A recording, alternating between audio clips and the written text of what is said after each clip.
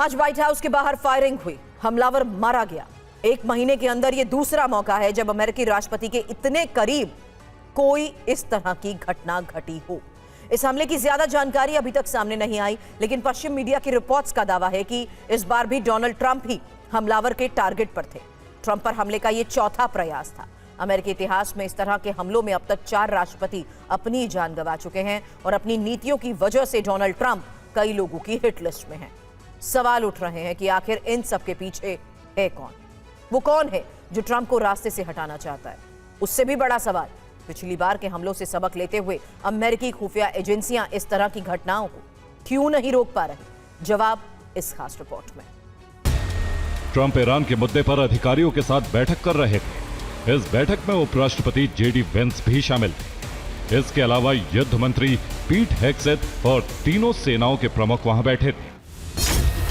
कि आखिर ट्रंप की जान कौन लेना चाहता है? उनका दुश्मन घर के अंदर छिपा है या कोई बाहरी ताकत उनकी हत्या की साजिश कर रही है?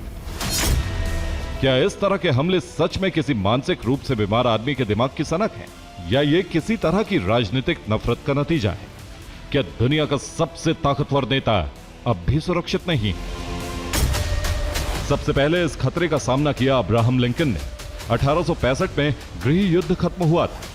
गुलामी के खिलाफ जीत का जश्न चल रहा था।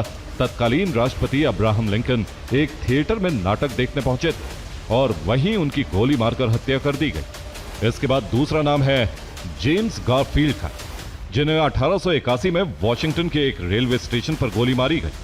कई हफ्तों तक उनका इलाज चला, लेकिन जान नहीं बच सकी।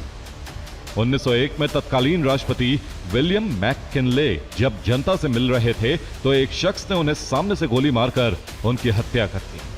और सबसे भीषण हमला हुआ अमेरिका के लोकप्रिय राष्ट्रपति जॉन एफ कैनेडी पर। 22 नवंबर 1963 को डलास की सड़क पर कैनेडी एक खुली कार में बैठे थे। अचानक गोली चली और अमेरिकी राष्ट्रपति जनता के सामने मारे। कैनेडी की हत्या आज भी एक रहस्य है।